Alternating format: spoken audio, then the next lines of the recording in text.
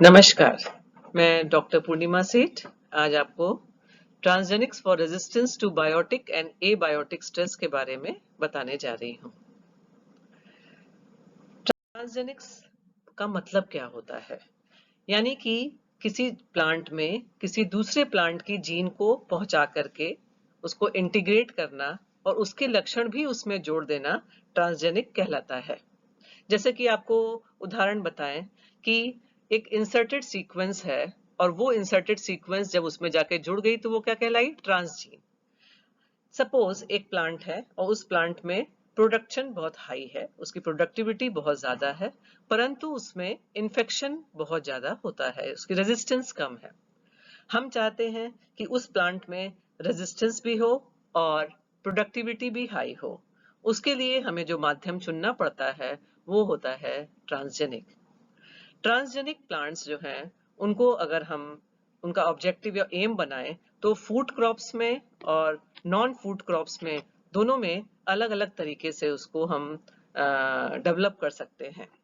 जैसे कि food crops हैं, इसमें पेस्ट के अगेंस्ट रेजिस्टेंस, एनवायरमेंटल कंडीशंस हैं जैसे extreme high temperature, low temperature, spoil reduction of spoilage, या फिर किसी हर्बिसाइड या पेस्टिसाइड केमिकल से रेजिस्टेंस, ये सब कैरेक्टरिस्टिक्स हम डेवलप कर सकते हैं फूड क्रॉप्स में ट्रांसजेनिक्स के द्वारा। इसके अलावा जो नॉन फूड क्रॉप्स हैं उनकी भी उपयोगिता है, जैसे कि फार्मास्यूटिकल एजेंट्स की तरह हम किसी मेडिसिन को या किसी भी एंजाइम या हार्मोन को मल्टीप्लाई कराने के लिए ट्रांसजेनिक की तरह उनको यूज कर सकते हैं, बायोफ्यूल्स की तरह यूज कर सकते हैं, और कुछ इंडस्ट्रियली यूजफुल गुड्स के डेवलपमेंट के लिए भी उसको यूज कर सकते हैं। अब ये प्रश्न उठता है कि आखिर ट्रांसजेनिक का निर्माण कैसे होता है। यह एक आउटलाइन स्केच है ट्रांसजेनिक प्लांट डेवलपमेंट का, जिसमें कि सबसे पहला स्टेप होता है डीएनए का एक्सट्रैक्शन और आइसोलेशन। उसके पश्चात डीएनए एक्सट्रैक्शन के पश्चात उसमें क्लोनिंग करते हैं, और क्लोनिंग करने के पश्चात नेक्स्ट स्टेप होता है ट्रांसफॉर्मेशन। ट्रांसफॉर्मेशन होने के पश्चात उसमें सेल और टिश्यू कल्चर के माध्यम से उसको मल्टीप्लाई कराते हैं। लेकिन ये प्रश्न उठता है कि उस ट्रांसजीन को हम प्लांट तक पहुंचाते कैसे हैं। इस नेक्स्ट वाली स्लाइड में आप देखेंगे इसमें कि ये सपोज एक जीन है जिसको हमने आइडेंटिफाई किया है, कोई एक रेजिस्टेंस की जीन है जिसको हमने आइडेंटिफाई किया है और उसको आइसोलेट किया है। उसको हम दो माध्यम से प्लांट सेल के अंदर तक पहुंचा सकते हैं उस इंसर्ट को। पहला माध्यम कहलाता है क्या? एग्रोबैक्टीरियम, और दूसरा कहलाता है जीन गन। एग्रोबैक्टीरियम में प्लांट सेल में उसमें उस जीन को मिक्स किया जाता है, वो उसमें टीआई प्लाज्मिड में इनकॉर्पोरेट हो जाती है, और उस टीआई प्लाज्मिड को प्लांट सेल में मिक्स करके उसको ट्रांसफॉर्म करा जाता है। यानी कि कोशिश ये करी जाती है कि वो एग्रोबैक्टीरियम उस प्लांट सेल में जब इन्फेक्शन करेगा तो साथ में उसके प्लाज्मिड के माध्यम के से वो ट्रांसजीन या इंसर्ट वहां पर जाकर के जुड़ जाएगा। एक अप्रोच तो ये है। दूसरा एक और अप्रोच होता है जिसमें कि जीन गन का उपयोग करते हैं। इसमें उस जीन को जिसको आइडेंटिफाई किया है, आइसोलेट किया है, उसका पहले रेप्लिकेशन करते हैं, उसको मल्टीप्लाई करा लेते हैं, और फिर गोल्ड या पार्टिकल्स में उसकी कोटिंग करके फिर माइक्रो इंजेक्शन या शेल शॉट मैकेनिज्म के द्वारा, जिसको जीन गन बोलते हैं, उस मैकेनिज्म के द्वारा उसको हाई वेलोसिटी से प्लांट सेल में एंटर कराते हैं। अब हमारे पास में वो प्लांट सेल अवेलेबल है जिसमें कि वो ट्रांसजीन गई है, परंतु हमको सबसे पहले उसकी स्क्रीनिंग करनी है, और उसमें सेल्स की स्क्रीनिंग ट्रांसजीन्स की कई माध्यम के द्वारा होती है, जिसमें कई सारे मार्कर्स यूज किए जाते हैं, सेलेक्टेबल मार्कर्स यूज किए जाते हैं, जिसके द्वारा हमें हेल्प मिलती है ज्ञात करने में कि किस सेल में सक्सेसफुल ट्रांसफॉर्मेशन हुआ है। Transform cells with selectable marker को अलग रखा जाता है, उसको टिश्यू कल्चर के माध्यम से उसको ग्रो किया जाता है, उसकी रेजिस्टेंस को चेक किया जाता है, और फिर उसको मल्टीप्लाई किया जाता है। यह एक जनरल मेथड है ट्रांसजेनिक्स को डेवलप करने का। अब हम बात करते हैं किसकी? प्लांट स्ट्रेस की। स्ट्रेस शब्द हमको ऐसे ही स्ट्रेस दे देता है, यानी कि स्ट्रेस का मतलब कि अनफेवरेबल कंडीशन है। हमें मान लीजिए इन्फेक्शन है कोई, तो हमारी बॉडी एक बायोटिक स्ट्रेस में है। मान लीजिए अत्यधिक गर्मी पड़ रही है या बहुत ज्यादा ठंड पड़ रही है, तब भी क्या है, वो एबायोटिक स्ट्रेस है। ऐसे ही प्लांट में भी एबायोटिक स्ट्रेस और बायोटिक स्ट्रेस होते हैं। एनिमल्स हैं या ह्यूमन बींग्स हैं, वो स्ट्रेस से ओवरकम आसानी से कर सकते हैं क्योंकि उनके में लोकोमोशन करने की क्षमता है, वो वहां से हट सकते हैं। परंतु प्लांट तो वहां पर रूटेड होता है और उस रूटेड प्लांट को वहीं पर अपनी जड़ों को मजबूत बनाए हुए उस स्ट्रेस को फाइट करना होता है। और इस प्रक्रिया में कई बार ऐसा होता है कि बहुत सारी फसल नष्ट हो जाती है। इस अप्रोच को अगर हम स्टडी करें तो एबायोटिक स्ट्रेस में मुख्य रूप से टेम्परेचर रिलेटेड स्ट्रेस है, जैसे कि एक्सट्रीम हाई टेम्परेचर और एक्सट्रीम कोल्ड टेम्परेचर, या फिर सूखा पड़ना ड्रॉट, या फिर फ्लडिंग बाढ़ आना, ये भी क्या है, एबायोटिक स्ट्रेस में आता है। कभी कभी इम्बैलेंस ऑफ न्यूट्रिएंट्स या सॉल्ट भी स्ट्रेस कंडीशंस को बताते हैं। बायोटिक स्ट्रेस में कई सारे पैथोजेंस होते हैं, जैसे कि वायरस हैं, बैक्टीरिया हैं, फंगस हैं, ये सब प्लांट को बायोटिक स्ट्रेस देते हैं। इसके अलावा कुछ इंसेक्ट्स हैं जो कि ये पेस्ट और इंसेक्ट्स इन्फेक्शन करके प्लांट को डिस्ट्रॉय करते हैं, और कई स्थिति में हर्बीवोर्स भी बायोटिक स्ट्रेस की तरह काम करते हैं। प्लांट नेचुरल कंडीशन में इन स्ट्रेस से फाइट करता है, परंतु ट्रांसजीन भी एक माध्यम है जिसके द्वारा हम प्लांट को स्ट्रेस से फाइट करने में मदद कर सकते हैं। सबसे पहले हम बात करते हैं एबायोटिक स्ट्रेस की। एबायोटिक स्ट्रेस आखिर है क्या? ये negative impact of non living factors on the living organism, यानी कि वो जो एबायोटिक चीजें हैं, वो जो नॉन लिविंग फैक्टर्स हैं, उसका लिविंग ऑर्गेनिज्म पे क्या असर पड़ा है। जैसा मैंने आपको पहले बताया था, एबायोटिक स्ट्रेस में जैसे कि एक्सट्रीम टेम्परेचर्स हो गए, एक्सट्रीम वाटर कंडीशंस हो गई, वाइल्ड फायर्स हो गए, पीएच कंडीशन हो गई, सॉल्ट हो गया, ये सब एबायोटिक स्ट्रेस में आते हैं। जब स्ट्रेस ट्रिगर होता है प्लांट में तो उसके रिस्पॉन्स होंगे, कोई भी स्ट्रेस होगा तो उसका रिस्पॉन्स एक लिविंग ऑर्गेनिज्म में होना ही है। हमारी बॉडी में रिस्पॉन्स होता है तो या तो फीवर है या फिर बॉडी एक है, ये क्या है, ये स्ट्रेस का एक तरह का रिस्पॉन्स है। उसी तरीके से प्लांट में भी तरह तरह के रिस्पॉन्स होते हैं, और उसमें मुख्य रूप से altered gene expression, cellular metabolism, changes in growth rate and crop yield, यानी कि उसकी जीन्स में या तो एक्सप्रेशन में चेंजेस आता है, उसके मेटाबॉलिक प्रोसेसेस में चेंज आता है, उसके ग्रोथ रेट और क्रॉप यील्ड में भी चेंज आता है। अब हम बात करते हैं कि ये जो स्ट्रेस है वो अलग अलग तरीके से प्लांट में किस प्रकार से उसका असर दिखाते हैं। सबसे पहले हम बात करते हैं हाई लाइट और हीट स्ट्रेस की। जब लाइट इंटेंसिटी बहुत ज्यादा होगी तो टेम्परेचर भी ज्यादा होगा, दोनों ही आपस में एक दूसरे से प्रोपोर्शनल होते हैं। उसकी वजह से फोटो रेस्पिरेशन की प्रक्रिया होती है जिसमें नेगेटिव इफेक्ट पड़ता है प्लांट में, और कैटाबॉलिक एक्टिविटीज डोमिनेट करती हैं एनाबॉलिक पे, और उसका रिजल्ट होता है आरओएस का accumulation. ROS is reactive oxygen species accumulation, जिसकी वजह से प्लांट में कई सारी कैटाबॉलिक एक्टिविटीज प्रमोट हो जाती हैं। नेक्स्ट है कोल्ड स्ट्रेस। बहुत लो टेम्परेचर होने की वजह से फ्रॉस्ट इंजरी होती है। फ्रॉस्ट डैमेज से प्लांट के कई सारे टिश्यूज में नेक्रोसिस हो जाता है, सेल्स डेड हो जाती हैं, उसके मेम्ब्रेन पर असर पड़ता है और उसकी एंजाइमेटिक एक्टिविटी भी डिस्टर्ब हो जाती है। Drought stress. ड्रॉट स्ट्रेस में ऑस्मोटिक स्ट्रेस होते हैं, जिसमें कि बहुत extreme low content of water होने पर ऑस्मोटिक स्ट्रेस डेवलप हो जाता है और स्टोमेटा क्लोज हो जाते हैं। हम लोगों ने पहले भी फिजियोलॉजी वगैरह में भी पढ़ा है कि ABA एब्सिसिक एसिड का सिक्रीशन होता है और उस कंडीशन में स्टोमेटा क्लोज रहते हैं, फोटोसिंथेसिस का रेट बहुत कम हो जाता है और कुल मिलाकर के फिर से ROS एक्यूमुलेशन होता है। इसके अलावा जिस जगह पे प्लांट डेवलप हो रहा है, ग्रो हो रहा है, वहां पे कई बार टॉक्सिक मेटल्स प्रेजेंट होते हैं। ये साइटोटॉक्सिक मेटल्स जो होते हैं वो डिफरेंट मैकेनिज्म्स में इनिबिशन करते हैं, और ये प्लांट्स में के बायोमोलिक्यूल्स में और उसके कई सारे सिस्टम में डिस्प्लेसमेंट्स कर देते हैं। ये जो हैवी मेटल्स होते हैं वो प्लांट के जनरल मेटाबॉलिज्म को डिस्टर्ब करते हैं।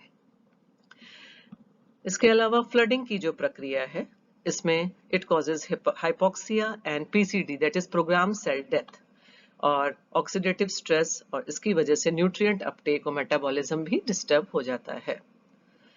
सॉल्ट स्ट्रेस, प्लांट अगर हाई सॉल्ट कॉन्सेंट्रेशन में ऐसी सॉइल पे प्रेजेंट है तो उसकी वजह से उसमें ऑस्मोटिक और आयनिक स्ट्रेस होते हैं which leads to ROS production and high salinity decreases mineral nutrient uptake further stressing the plant। ऐसे ही कई पॉल्यूटेंट्स उपस्थित हैं वातावरण में जिसकी वजह से एसिड रेन्स होती हैं और उसकी वजह से भी ऑक्सीडेटिव स्ट्रेस डेवलप हो जाता है। और इस यूवी रेडिएशंस भी हैं जो कि कारण होते हैं एबायोटिक स्ट्रेस के, जिसके कारण मॉर्फोलॉजिकल चेंजेस, फोटोसिंथेसिस, परमेबिलिटी, इन सब पर असर पड़ता है। यानी कि ये तरह तरह के स्ट्रेस हैं जो कि प्लांट पर नेगेटिव इफेक्ट दिखा रहे हैं। अब ये जो स्ट्रेस है वो आखिर प्लांट में किस तरीके से उसको फाइट करने का या उसको टॉलरेट करने के लिए या उसको रेजिस्टेंस डेवलप करने के लिए क्या क्या प्रक्रिया होती हैं। तो इस फ्लो चार्ट में आप देखेंगे स्टेप बाय स्टेप। अगर देखें हम तो एबायोटिक स्ट्रेस कोई भी फैक्टर है जिसके बारे में अभी मैंने बात करी, heat, cold, drought, salinity, any factor can be a abiotic stress। उसका परसेप्शन होता है प्लांट में रिसेप्टर्स के द्वारा और perception of stress signal by receptor of the plants. उसके रिस्पांस में प्लांट्स में सिग्नल ट्रांसडक्शन होता है। सिग्नल ट्रांसडक्शन का आउटकम होता है काइनेसिस का सिक्रीशन, रिएक्टिव ऑक्सीजन स्पीशीज का सिक्रीशन, हार्मोन सिक्रीशन और फिर इन सब के असर से एक्टिवेशन ऑफ ट्रांसक्रिप्शन फैक्टर्स होता है। कई सारे ट्रांसक्रिप्शन फैक्टर्स हैं जो कि एक्टिवेट हो जाते हैं और उनका एक्सप्रेशन कुछ विशेष प्रकार के प्रोटीन्स के द्वारा होता है। जैसे कि expression of genes related to abiotic stress में LEA protein, HSP heat shock proteins, aquaporins, synthesis osmoprotectants, इन सब प्रोटीन्स का जो रोल है वो उसके इंडिकेटर्स हैं ट्रिहेलोज एंड प्रोलीन। ये ट्रिहेलोज और प्रोलीन जो है वो हमें बताते हैं कि प्लांट में इस समय पे स्ट्रेस के अगेंस्ट टॉलरेंस या रेजिस्टेंस डेवलप हो रही है। इसी को आधार बना करके कई सारे ट्रांसजेनिक्स का निर्माण किया गया है। Genes induced by abiotic stress, abiotic stress से कौन कौन सी जीन्स पे असर पड़ता है पहले हम उसके बारे में पढ़ते हैं और फिर हम आपको बताएंगे कि ट्रिहेलोज और प्रोलीन के माध्यम से कौन कौन से ट्रांसजेनिक्स का निर्माण हुआ है। ये जो जीन्स हैं इनको दो श्रेणियों में मुख्य रूप से बांटा गया है। पहला है proteins that protect cell form dehydration. उसमें सबसे पहले हैं ऑस्मो प्रोटेक्टेंट्स। जब कंडीशन बहुत ज्यादा ड्रॉट की होती है उस समय पे ये बहुत एक्टिव होते हैं। लेट एम्ब्रियोजेनेसिस अबंडेंट प्रोटीन यानी कि सीड डेवलपमेंट स्लो हो जाता है। Anti freezing proteins, chaperones, detoxifying enzymes, ये सब इसी श्रेणी में आते हैं जो कि सेल को डिहाइड्रेशन से बचाते हैं। यानी कि एक defined amount of protoplasmic water hold करके रखते हैं ताकि उसकी एंजाइमेटिक एक्टिविटी नॉर्मल रहे और सेल डिस्ट्रॉय ना होने पाए। दूसरा अप्रोच होता है proteins involve in inducing transcription of stress responsive genes. यानी कुछ ऐसे प्रोटीन्स होते हैं जो कि स्ट्रेस के रिस्पॉन्स में जो जीन्स को एक्टिव होना है, इंड्यूस होना है, उनके ऊपर असर दिखाते हैं। जिसमें कि कई सारे ट्रांसक्रिप्शन फैक्टर्स होते हैं, प्रोटीन काइनेजेस होते हैं और एंजाइम्स इन्वॉल्व इन फॉस्फोइनोसिटाइड मेटाबॉलिज्म होते हैं। जैसे मैंने आपको पहले बताया था ट्रिहेलोज एंड प्रोलीन ये दो बहुत इंपॉर्टेंट फैक्टर्स हैं एबायोटिक स्ट्रेस से फाइट करने के लिए। ये जो ट्रिहेलोज है it is a non reducing sugar. Bacteria में इसकी 5 डिफरेंट बायोसिंथेटिक पाथवे पाई गई हैं, परंतु फंगस, प्लांट्स और एनिमल्स में सिर्फ एक पाई गई है। इसके सिंथेसिस के लिए यूडीपी ग्लूकोज 6 फॉस्फेट, टीपीएस के प्रेजेंस में ट्रिहेलोज 6 फॉस्फेट और थायमिन पायरोफॉस्फेट के प्रेजेंस में ट्रिहेलोज की सिंथेसिस करता है। टीपीएसएस ट्रिहेलोज 6 फॉस्फेट सिंथेसिस ये इसका एंजाइम है जो कि इसकी एक्टिविटी के लिए रिस्पॉन्सिबल है और टीपीपी इज ट्रिहेलोज फॉस्फेटेज।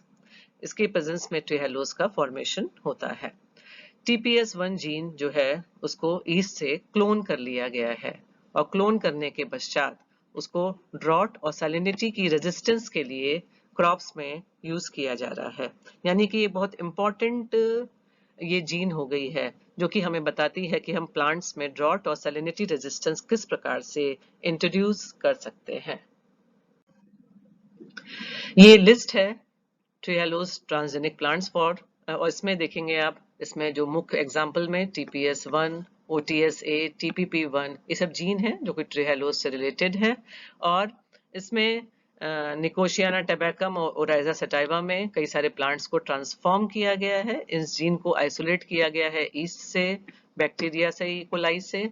और ये जो ट्रांसजेनिक हैं इसमें स्ट्रेस टॉलरेंस प्रोड्यूस करते हैं, इसमें फोटो ऑक्सीडेटिव डैमेज को रोकते हैं, और इसके अलावा ये ट्रांसजेनिक प्लांट कई सारे और ट्रांसक्रिप्शन रेगुलेशन पाथवेज को भी ऑल्टर करते हैं। प्रोलीन ये इंपॉर्टेंट अमीनो एसिड है, और इसमें जो जीन है P5CSF129A और जो बाकी और जीन्स हैं, ये जो जीन्स हैं इनमें ओराइजा सटाइवा को, फेजियोलिप्स वल्गैरिस को, इन सबको ट्रांसफॉर्म किया गया है और इसको प्राप्त किया गया है कुछ और दूसरे प्लांट से। और उसमें ट्रांसजेनिक प्लांट्स जो डेवलप हुए हैं उसमें हाई प्रोलीन लेवल होने की वजह से उसकी ग्रोथ और उसका रेजिस्टेंस और सैलिनिटी स्ट्रेस से फाइट करने की कैपेसिटी बेटर है। जैसे कि elevated free proline resulted in better adaptation to water stress, और इस प्रकार से ट्रिहेलोज और प्रोलीन के कई सारे ट्रांसजेनिक्स लगातार बनाए जा रहे हैं। सॉल्ट टॉलरेंस, कई बार जो प्लांट्स ग्रो होते हैं उसमें एक्सट्रीम सॉल्ट कंडीशंस होती हैं, और कई ऐसे प्लांट्स हैं जैसे एट्रिप्लेक्स है, अरेबिडोप्सिस है, इनमें सॉल्ट टॉलरेंस बहुत ज्यादा है। इन जीन्स को क्लोन किया गया है, AVP1 है, AHCMO है, ये सब जीन्स हैं जिनको कि इनके द्वारा ट्रांसजेनिक्स बनाए गए हैं, और इसमें ड्रॉट, सॉल्ट टॉलरेंस इत्यादि इंट्रोड्यूस किया गया है। यानी कि वो तरह तरह के एबायोटिक स्ट्रेस से फाइट करने के लिए इन प्लांट्स की उस जीन को आइडेंटिफाई करके, आइसोलेट करके, एग्रोबैक्टीरियम में या जीन गन के द्वारा वो दूसरे प्लांट्स में उनको पहुंचाया गया है। इस प्रकार से हमारे पास उस प्लांट में जो कैरेक्टरिस्टिक नहीं था, जो ट्रेट नहीं था, उसको हमने इस माध्यम से इंट्रोड्यूस कर लिया है।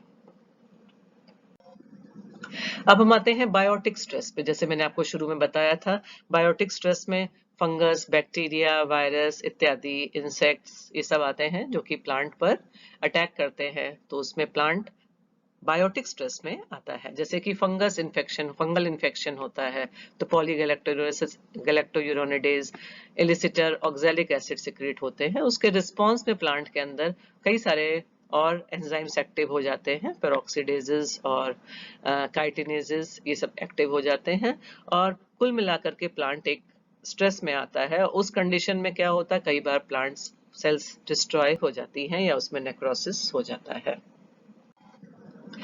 अब वो जो पैथोजेंस हैं उनको, उनके अगेंस्ट रेजिस्टेंस डेवलप करने के लिए कुछ एक डिफाइंड अप्रोच डेवलप करनी पड़ती है, और बैक्टीरिया और फंगस के रेजिस्टेंस के लिए सबसे पहले हम genes encoding insensitive target enzyme को स्टडी करते हैं, उसको आइडेंटिफाई करते हैं और फिर उसको आइसोलेट करके ट्रांसजेनिक बनाने की कोशिश करते हैं। Gene specifying toxic inactivation, expression of antibacterial peptides, expression of bacterial lysozymes, genes specifying programmed cell death, and RNAi, that is RNA interference targeting pathogen and parasitic genes.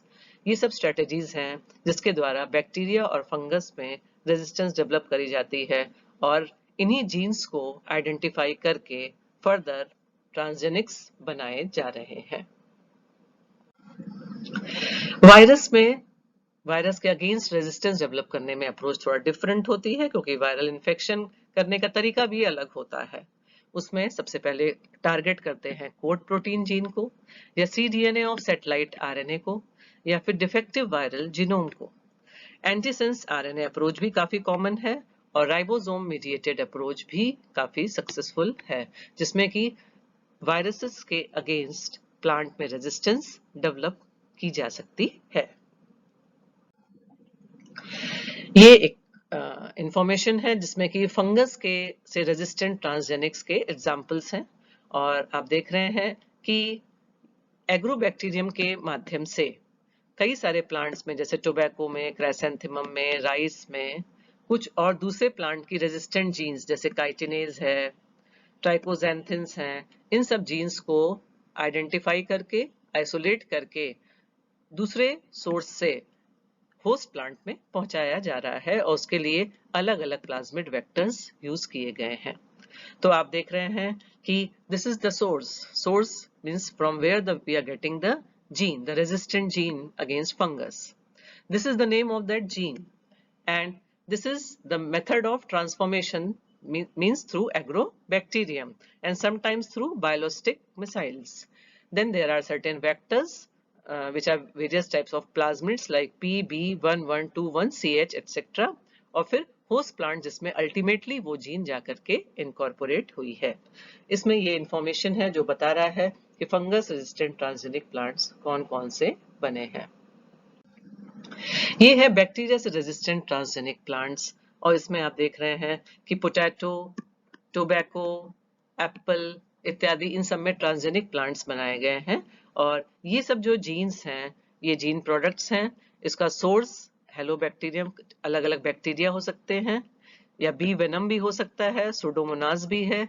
इन सब से क्या है सोर्स इनको यूज किया गया है फॉर द जीन और इस पैथोजन को टारगेट कर रहे हैं जैसे अर्विनिया कैरेटोवोरा है या सुडोमोनास है, ये सब डिफरेंट बैक्टीरिया हैं। इन सबको टारगेट करके पोटैटो, टोबैको में उस जीन को इनकॉर्पोरेट करके इसके अगेंस्ट, इन पैथोजेंस के अगेंस्ट रेजिस्टेंस डेवलप करी गई है। तो ये जो बैक्टीरिया हैं डिफरेंट सुडोमोनास, अर्विनिया इत्यादि, उनके अगेंस्ट ट्रांसजेनिक टोबैको और पोटैटो डेवलप किए जा चुके हैं। अब हम आते हैं जो सबसे ज्यादा हाइप है इसकी, बीटी कॉटन। बीटी कॉटन यानी कि बैसिलस थुरिनजेनेसिस, ये एक ऐसा बैक्टीरिया है जिसमें कि इंसेक्टिसाइडल क्रिस्टल प्रोटीन है, यानी कि इस बैक्टीरिया की सेल में एक विशेष प्रकार का प्रोटीन बनाने की क्षमता है जो कि इंसेक्टिसाइडल होता है। ये इंसेक्टिसाइडल क्रिस्टल प्रोटीन की जीन जो होती है उसको क्राई जीन बोलते हैं। एक्सपेरिमेंट शुरू में किया गया जिसमें कि इस बैक्टीरिया की सेल को और साथ में कॉटन की सेल्स को आपस में इंटरेक्ट करा करके इस जीन को कॉटन सेल से पहुंचाया गया और ये पाया गया कि वो जो टॉक्सिन है, वो टॉक्सिन जो है वो कॉटन को रेजिस्टेंस दे रहा है कई सारे इंसेक्ट्स के अगेंस्ट, यानी कि उसके पास वो इंसेक्टिसाइडल प्रॉपर्टी इनकॉर्पोरेट हो गई है कॉटन में। बैसिलस थुरिनजेनेसिस की हम बात करते हैं तो ये एक विशेष बैक्टीरिया है जो कि ग्राम पॉजिटिव है, एरोबिक है और स्पोरुलेटिंग है। It synthesises crystal protein during sporulation, जब उसका स्पोरुलेशन की प्रक्रिया होती है उस समय पे वो क्रिस्टल प्रोटीन का निर्माण करता है और ये जो क्रिस्टल प्रोटीन्स होते हैं ये हाईली इंसेक्टिसाइडल होते हैं एट वेरी लो कॉन्सेंट्रेशन। ये crystalline structures of inclusion is made up of prototoxin subunits called delta endotoxins और इनकी सबसे बड़ी विशेषता है कि ये मैमल्स के लिए नॉन टॉक्सिक हैं। इन्हीं सब प्रॉपर्टीज को लेकर, कैरेक्टरिस्टिक्स को लेकर के बीटी कॉटन, बीटी ब्रिंजल, ऐसे कई सारे बीटी के, बैसिलस थुरिनजेनेसिस के कई सारे ट्रांसजेनिक्स डेवलप किए गए हैं और उन प्लांट्स में नेचुरली इंसेक्ट्स के अगेंस्ट रेजिस्टेंस डेवलप हो गई है। इसके अलावा कुछ और भी उदाहरण हैं जिसमें कि CPTI वगैरह आता है, कॉपीट्रिप्सिन इनहिबिटर, बट आप देखेंगे कि जो ये बैसिलस थुरिनजेनेसिस है वो किस प्रकार से इंसेक्ट के लार्वा को डिस्ट्रॉय करता है। आप देखेंगे बैसिलस थुरिनजेनेसिस में बॉल वर्म जैसे है सपोज, तो उसमें जैसे ये बीटी कॉटन है, ये बीटी कॉर्न है और ये बैसिलस थुरिनजेनेसिस के स्पोर्स हैं। इसमें बीटी टॉक्सिन के क्रिस्टल सपोज ये इंसेक्ट इंजेस्ट करता है, तो इस इंजेक्शन प्रोसेस में सबसे पहले उसके गट में जाके वो सोल्यूबलाइज होता है और फिर सोल्यूबलाइज होने के बाद में उसमें कई स्टेप्स में उसका एक्टिवेशन होता है। आप ये देखेंगे सबसे पहले जब ये टॉक्सिन गया तो इम्यूनोमर ये इसके मिडगट की सेल्स में, इंसेक्ट के मिडगट की सेल्स में जाकर के ये टॉक्सिन का ओलिगोमर बाइंड हो जाता है और बाइंड होकर के वहां पर एक एंकर्ड प्रोटीन का निर्माण हो जाता है। मेम्ब्रेन पे जाकर के वो इंसर्ट हो जाता है और उसकी वजह से ऑस्मोटिक सेल लाइसिस हो जाती है, यानी कि उसके मिडगट की जो इनर लाइनिंग की सेल्स हैं वो डिस्ट्रॉय हो जाती हैं और अल्टीमेटली सेल डेथ हो जाती है। यानी कि ये जो क्राई जीन है उसके द्वारा जो इंसेक्टिसाइडल क्रिस्टल प्रोटीन है वो अल्टीमेटली उस इंसेक्ट की पॉपुलेशन को डिस्ट्रॉय कर सकता है। इस तरह के और उदाहरण हैं। तो आज हम लोगों ने डिस्कस किया कि विभिन्न प्रकार के एबायोटिक और बायोटिक स्ट्रेस से प्लांट्स में किस तरीके से ट्रांसजेनिक्स बनाए जा सकते हैं, और आने वाले समय में भी इन ट्रांसजेनिक्स बनाने की बहुत संभावना है। धन्यवाद।